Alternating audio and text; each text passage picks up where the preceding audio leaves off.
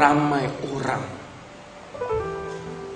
tersalah sangka tentang maksud ketenangan dalam hidup. Selalu orang mengaitkan ketenangan itu, walaupun mengaitkan ketenangan itu dengan faktor harta, dengan faktor kekayaan. Walaupun itu boleh menjadi penyumbang, tetapi itu bukan segala-galanya. Betapa ramai orang yang berada dalam rumah yang besar, tidur di atas katil yang empuk, tetapi dia tidak lebih enak ataupun lenanya tidak nyenyak. Bahkan ada orang yang tidur di pondok buruk, kadang-kadang dia lebih lena daripada kita. Ada orang yang berada di hadapannya hidangan yang hebat, lauk pauk yang bagus, tetapi lidahnya tidak enak. Lebih enak lagi orang yang makan kadang-kadang dengan 1-2 mata lauk, tapi dia lebih sedap dan selesa makannya. Kata engkau, lihatlah bagaimana Allah membagi-bagikan nikmat. Semua orang sangka kalau orang tu ada rumah besar dan makanan yang sedap, tentulah hidup dia bahagia dan tenang. Belum tentu.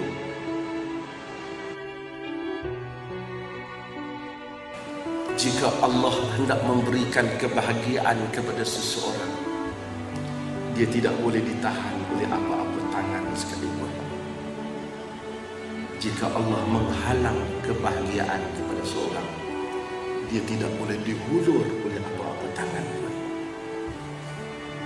Jika Allah uruskan urusan kita dan Allah tidak serahkan diri kita kepada kita, walaupun sekelip mata, dunia boleh berbuat apa-apa, tetapi mereka tidak boleh mencabar kebesaran kerajaan Allah. Jika Allah mengatur untuk kita apa yang orang sangka tewas, kita akan melihat kemenangan dari sisi Allah. Apa yang orang rasa rugi, Allah akan memberikan keuntungan yang mana jalan-jalan manusia tak sangka, tetapi Allah boleh mewujudkan keajaiban dalam kehidupan.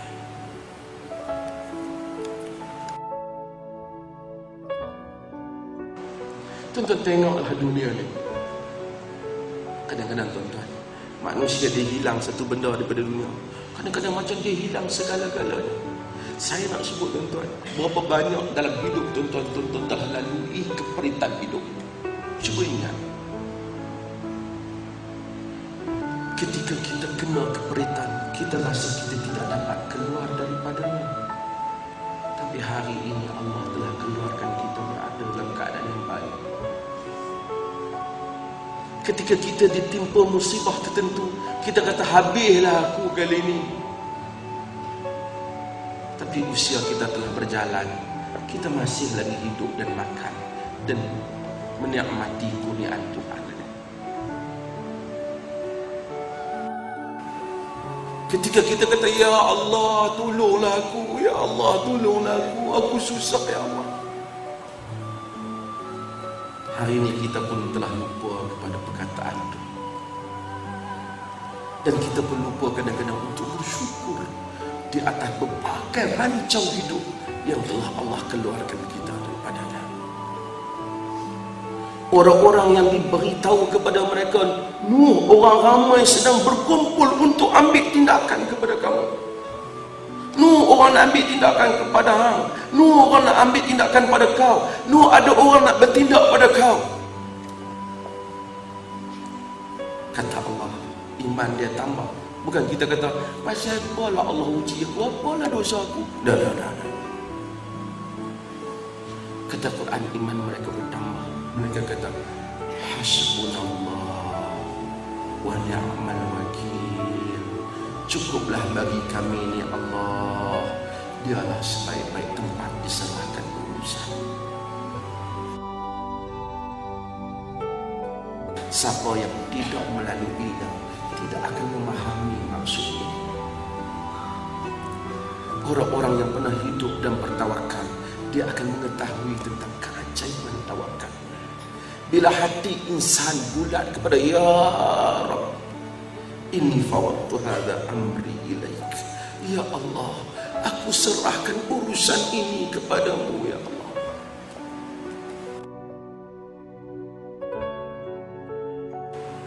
Apabila insan melihat dunia daripada dimensi akhirat, dia akan merasakan dunia ini sangat kecil. Kehidupan ini sangat luas. Nabi sebut dalam hadis yang diriwayatkan oleh Imam Muslim, Allah bawa pada hari akhirat asyaddan nas al-mu'is, manusia yang paling derita dalam dunia. Saya tak tahu manusia paling derita dalam dunia ni. Allah ambil dia, Allah masukkan dia ke dalam syurga. Fa'umiza fil jannah, dia dimasukkan, dicelup masuk dalam syurga. Kemudian dia dikeluarkan. Lalu ditanya dia, ya fulan, hal marrat bika minal ba'si qad?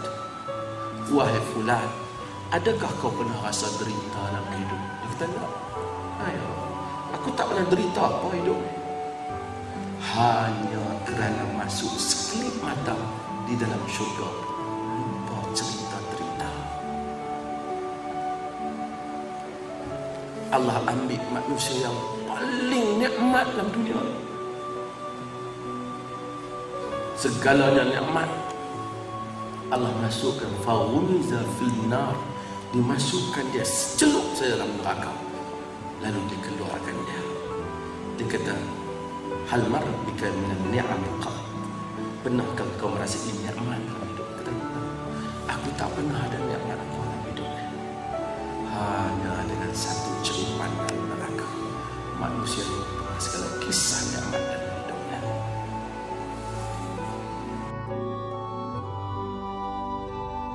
Kita selalu nak bersyukur kalau kita diberi benda baru, dan kita lupa bahawa apa yang telah ada pada kita ini pun suatu nikmat yang besar. Suatu hamba Allah yang patah kakinya, yang dia tidak pernah pun sebut dulu, barangkali tak pernah teringat tentang nikmat kaki yang setiap hari dia pijak. Tapi apabila satu hari dia sakit kaki, kata, ya Allah, bagilah balik kaki aku, sembuhlah balik kaki. Dia tahu besarnya nikmat kaki, nikmat tangan, nikmat sihat. Kata hamka, yang ada ini sudah harapan kita. Yang kita ada di harapan kita. Tapi insan, bukan salah untuk kita mengharapkan yang belum ada, tetapi jangan lupa yang telah ada.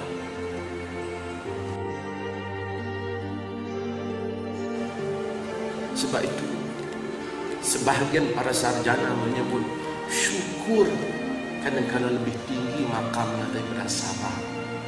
Ramai orang terpaksa sabar, tapi belum tentu orang yang dapat nikmat itu bersyukur. Bila dia susah, nak kata pergi sabar je lah, tak buat apa. Tapi untuk jadikan orang yang memiliki harta seperti tuan-tuan, syukur di atas nikmat. Allahumma ma asbaha bi min ni'matin aw bi ahadin faminka wahdaka la syarika lak falakal hamd. Ya Allah, apa saja yang aku alami daripada nikmat-Mu, daripada kurniaan, daripada siapa-siapa di kalangan hamba-Mu, tidak ada daripada sesiapa melainkan daripada Engkau, wahai Tuhan. Bagi Engkau lah pujian, bagi Engkau lah kesyukuran. Subhanallah. Insan jika dia nak bersyukur kepada Allah tak berdaya. Wa in ta'uddu ni'matallahi la tuhsuha. Jika kamu tak mampu. Tuan-tuan, bila kita melihat hidup ini secara keseluruhan, kita akan rasa Masya Allah hidup. Apa yang Allah kurnia pada kita lebih daripada harapan kita sebenarnya. Saya tak tahulah kot tuan-tuan sebangunnya, tapi kalau tuan-tuan ingat daripada hari tuan-tuan dilahirkan, tempat tuan-tuan dilahirkan, rumah tuan-tuan dilahirkan, sehingga tempat tuan-tuan ada pada hari ini, Masya Allah, tak tak dapatlah untuk mengucap. Berapa kali nak sebut pun tak mampu.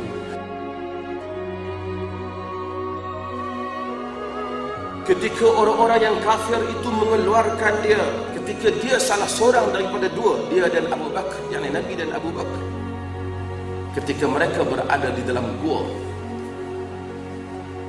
ketika dia berkata kepada sahabatnya, la tahzan, innallaha ma'ana.